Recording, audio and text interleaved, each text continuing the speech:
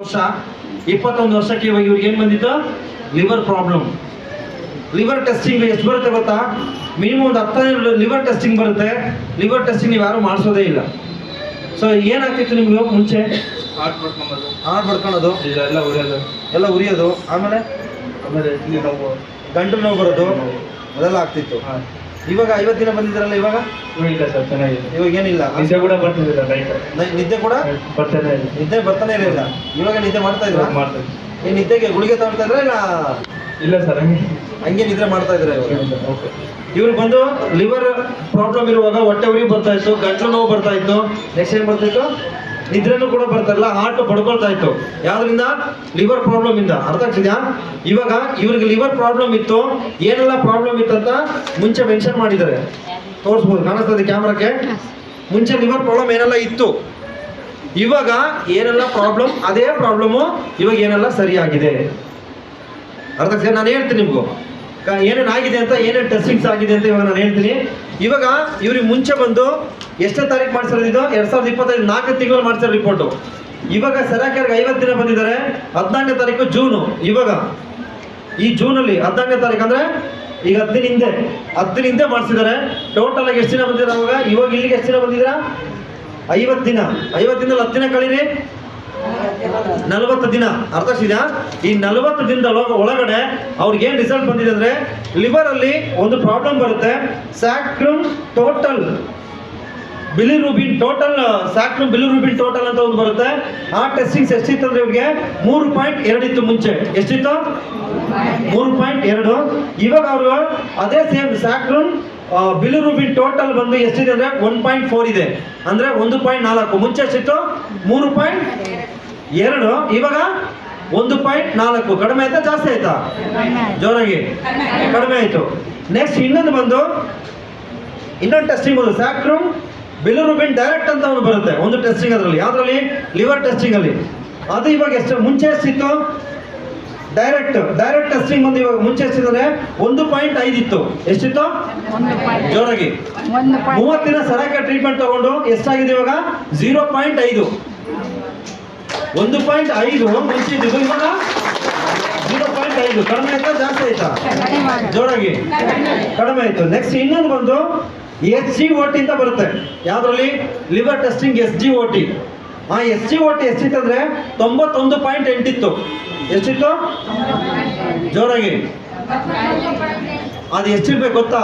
0.55 ಇರ್ಬೇಕದು ಒಬ್ಬ ಮನುಷ್ಯನಿಗೆ. ಅರ್ಥ ಆಗ್ತಿದ್ಯಾ? ಹಾಗಾದ್ರೆ ಇವಾಗ 91.8 ಇದ್ದಿದ್ದು SGOT 66.8 ಆಗಿದೆ ಇವಾಗ. 91.8 ಇದ್ದಿದ್ದು ಇವಾಗ 66.8 ಆಗಿದೆ. ನೆಕ್ಸ್ಟ್ ಇನ್ನೊಂದು SGPT ಅಂತ ಒಂದು ಬರುತ್ತೆ. ಯಾವ ಟೆಸ್ಟಿಂಗ್ ಇದು? ಜೋರಾಗಿ ಯಾರೆಲ್ಲ ಹೊಟ್ಟೆ ಉರಿತದೆ, ಎದೆ ಬಡ್ಕೊಳುತ್ತೆ, ಎಲ್ಲ ಲಿವರ್ ಟೆಸ್ಟಿಂಗ್ ಮಾಡಿಸಿದ್ರೆ ಯಾರಾದ್ರು? ಮಾಡ್ಸಲ್ಲ, ಕಂಜೂಸಿತನ. ಅದೇ ಗೋಲ್ಡ್ ಸ್ವಲ್ಪ ಕಪ್ಪಾಗ್ಬಿಡಿ, ಹೋಗಿ ಬೇಗ ಅಕ್ಕ ಸಾಲಿನ ಹತ್ರ ಸರ್ ನೋಡಿ ನಮ್ ಗೋಲ್ಡ್ ಕಪ್ಪಾಗ್ಬಿಟ್ಟಿದೆ ಅಂತ ಹೇಳ್ತೀವಿ ನಾವು. ಇಲ್ಲಿ ಒಳಗಡೆ ಎಲ್ಲ ಸಾಯ್ತಾ ಇದ್ದಾವೆ, ಇದು ಯಾರು ನೋಡೋದೇ ಇಲ್ಲ. ದೇವ್ರು ಫ್ರೀಯಾಗಿ ಕೊಟ್ಬಿಟ್ರಲ್ವ, ಅದಕ್ಕೆ ಇದಕ್ಕೂ ದುಡ್ಡು ಕೊಟ್ಟರೆ ಏನ್ ಮಾಡ್ತೀವಿ ನಾವು? ಮಾಡಿಸಿ ದುಡ್ಡು ಕೊಟ್ಟಿಲ್ಲ ಅಲ್ವಾ, ಅದಕ್ಕೆ. ಅವ್ರು ಮುಂಚೆ ಎಷ್ಟಿತ್ತಂತಂದ್ರೆ SGPT 41.4 ಇತ್ತು. ಎಷ್ಟು? 41.4. ಸಾರಿ, ಮುಂಚೆ 79.9 ಇತ್ತು. ಮುಂಚೆ ಬರ್ತೀವಿ ಚೆಕ್ ಮಾಡಿಸಿ, ಮುಂಚೆ ಟ್ರೀಟ್ಮೆಂಟ್ ಬರೋಕ್ಕಿಂತ ಮುಂಚೆ 91.9 ಇತ್ತು. ಇವಾಗ ಎಷ್ಟಾಗಿದೆ ಅಂದ್ರೆ 41.4 ಆಗಿದೆ. ಕಡಿಮೆ ಆಯ್ತಾ ಜಾಸ್ತಿ ಆಯ್ತಾ? ಜೋರಾಗಿ ಇವಾಗ ಅವ್ರನ್ನ ಕೇಳೋಣ ಏನೆಲ್ಲ ಪ್ರಾಬ್ಲಮ್ ಆಗ್ತಿತ್ತು, ಇವಾಗ ಹೇಗಿದೆ? ನನ್ನ ಹೆಸರು ಅಜಯ್ ಅಂತ. ನಮಗೆ ಲಿವರ್ ಪ್ರಾಬ್ಲಮ್ಮು ಮಾಮೂಲಿ ಹೆಚ್ಚಾಗಿತ್ತು. ಅಸಲು ನಿದ್ದೆನೇ ಬರ್ತಿದ್ದಿಲ್ಲ ನಮಗೆ. ಡಾಕ್ಟ್ರಲ್ಲಿ ಹೋಗಿದ್ದೆ, ಡಾಕ್ಟರ್ ಹೋದ್ಮೇಲೆ ಮೇಲೆ ಹಾಕಲ್ಲ ಅಂತ ಹೇಳಿದ್ರು. ಟ್ಯಾಬ್ಲೆಟ್ ಬಂದು ತಿಂಗಳಿಗೆ 5,000 ಇಡ್ತಿದ್ದೆ ನಾನು. 2 ವರ್ಷ ಆಯಿತು ಬಂದು. ಏನು ನಾರ್ಮಲ್ ಆಗಿದ್ರೆ ಇಲ್ಲಿ ಬಂದು ಕೊಡ್ತೀವಿ. 50 ಡೇಸ್ ಬಂದಿದ್ರೆ ಇಲ್ಲಿ ನಾರ್ಮಲ್ ಆಗಿದೆ. ಇವಾಗ ನಾರ್ಮಲ್ ಆಗಿದೆ. ಟ್ಯಾಬ್ಲೆಟ್ ಎಷ್ಟು ದಿನ ಕೇಳಿದ್ದಾರೆ ಇವಾಗ? ಸರ್ ಟ್ಯಾಬ್ಲೆಟ್ ಎಷ್ಟು ದಿನ ಕೇಳಿದ್ದಾರೆ ಇವಾಗ? ಒಂದು ದಿನಕ್ಕೆ ಎಷ್ಟು ಟ್ಯಾಬ್ಲೆಟ್ ತಿಂತಿದ್ದಾರೆ? ಒಂದು ದಿನಕ್ಕೆ ಒಂದು 4 ಟ್ಯಾಬ್ಲೆಟ್. ಟೋಟಲ್ ಒಂದು ತಿಂಗಳು ಖರ್ಚು ಎಷ್ಟಾಗೋದು? ಒಂದು ತಿಂಗಳಿಗೆ 5,000 ಆಗುತ್ತೆ. 5,000 ಆಗಿದೆ. ಇವಾಗ ಏನು ಹೇಳಿದ್ದಾರೆ ಡಾಕ್ಟ್ರು? ಇವಾಗ ಟ್ಯಾಬ್ಲೆಟ್ ಎಷ್ಟು ಹೇಳಿದ್ದಾರೆ? ಇವಾಗ ಟ್ಯಾಬ್ಲೆಟ್ ಒಂದು ಏನು ಇವಾಗ ಏನು ಹೇಳಿದ್ದಾರೆ? 5 ಅಂತ. ಇವಾಗ ಏನು ಹೇಳಿಲ್ಲ. ಏನು ಹೇಳಿಲ್ಲ. ಮುಂಚೆ ಇದೆಲ್ಲ ಪ್ರಾಬ್ಲಮ್ ಇದ್ದಾಗ ಏನು ಅನಿಸ್ತಾ ಇತ್ತು ನೀವು ಇಲ್ಲಿ ಬರೋಕ್ಕಿಂತ ಮುಂಚೆ? ನಮಗೆ ಆಟ ಪಡ್ಕೊಂಬೋದು, ಹಾ ಒಂಥರ ಉರಿ ಹಾ ತಿಂದ್ರೆ ಏನೋ ತಿಂದ್ರೆ ಜೀರ್ಣ ಆಗ್ತಾ ಇರ್ಲಿಲ್ಲ. ರಾತ್ರಿ ಒಂದೇ ಬರ್ತೀವಿ ಸರ್ ಆಟ ಹಾ ಪಡ್ಕೊಂಬೋದು. ರಾತ್ರಿ ಎಲ್ಲ ಹಾಟ್ ಪಡ್ಕೊಳ್ಳೋದು. ಹಾ ಇವಾಗ ಆಗ್ತದೆ. ಇವಾಗ ಆಗ್ತಾ ಇಲ್ಲ. ಇವಾಗ ನಿಮ್ಗೆ ಏನಾರ ಜ್ವರ ಬರೋದು? ಇಲ್ಲ ಸರ್, ಜ್ವರ ಏನಿಲ್ಲ. ಈ ಟ್ರೀಟ್ಮೆಂಟ್ ಬಂದಾಗ ಜ್ವರ ಬರೋದು, ಲೂಸ್ ಮೋಷನ್, ವಾಮಿಂಟು? ಅದ ಹಾ. ಜ್ವರ ಆಗಿತ್ತು, ಹಾ ಎಲೆ ನೋವು, ಮೋಷನ್, ಹಾ ಹೊಟ್ಟೆ ನೋವು ಅದೆಲ್ಲ ಬಂದಿತ್ತು. 10 days ಇತ್ತು. ಅದೆಲ್ಲ ಟ್ರೀಟ್ಮೆಂಟ್ ಬಂದ್ಮೇಲೆ 10 ದಿನ ಆ ಥರ 10 ದಿನ ಆಯ್ತು. ಆಗಿತ್ತು. ಆಮೇಲೆ ಆಮೇಲೆ ಆಗಿತ್ತು. ಅವಾಗ ಏನಾರು ಹೆದರ್ಕೊಂಡು ಬಿಟ್ಟಿದ್ರೆ ನೀನು? ಇಲ್ಲ ಸರ್, ಬಿಟ್ಟಿದ್ದಾರೆ. ಬಿಟ್ಟಿದ್ರೆ ಸರ್ ಬಿಟ್ಟಿದ್ರೆ ಈ ಪ್ರಾಬ್ಲಮ್ ಹಂಗೆ ಇರ್ತಿತ್ತು. ಅವ್ರು ಎದುರ್ಕೊಂಡಿಲ್ಲ, ರೆಗ್ಯುಲರ್ ಆಗಿ ಬಂದರು. ಈ ಟ್ರೀಟ್ಮೆಂಟ್ ತಗೊಳ್ಳುವಾಗ ಏನಾಗುತ್ತೆ, ಆ ಥರ ಲೂಸ್ ಮೋಷನು, ವಾಮಿಂಟು, ಸುಸ್ತು, ಜ್ವರ ಬರೋದು ಇದೆಲ್ಲ ಆಗುತ್ತೆ. ಅದು ಆಗುವಾಗನೇ ನಮಗೂ ಸರಿ ಆಗುತ್ತೆ. ಅರ್ಥ ಆಗ್ತಿದೆಯಪ್ಪ ಅಮ್ಮ? ಎಲ್ರಿಗೂ ಏನು ಹೇಳಕ್ಕೆ ಇಷ್ಟಪಡ್ತೀಯಾ? ನೀವು ಬನ್ನಿ, ಭಯ ಪಡಕ್ಕೆ ಹೋಗ್ಬೇಡ್ರಿ. ಒಬ್ರು ಮಾತು ಕೇಳ್ದಂಗೆ ಬರ್ರಿ, ನೀವು ಕೂಡ ಗುಣ ಕೂಡ ಗುಣ ಆಗುತ್ತೆ. ಹಾಗೆ ಒಂದು 5 ದಿನ ಬರಬೇಕಾ, 10 ದಿನ ಬರಬೇಕಾ? ನಿನ್ನ ಥರ ಡೈಲಿ ಬರಬೇಕಾ?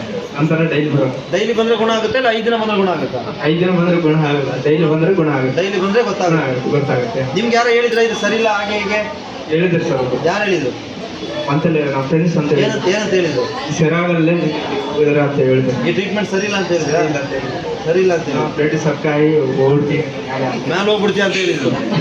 ಇವಾಗ ಹೇಳಿ ಸರ್, ಅವ್ರಿಗೆ ಹೇಳಿದ್ರು ವಯಸ್ಸಾಗಿದೆ, ನಾರ್ಮಲ್ ಅಂತ ಹೇಳಿ. ಬೇಸಾಗಿದೆ. ನಾನು ಅವತ್ತೇನೋ ಬಿಟ್ಟಿದ್ದೆ ಅವ್ರ ಮಾತು ಕೇಳ್ಕೊಂಡು ಕರಡಲ್ವಾ?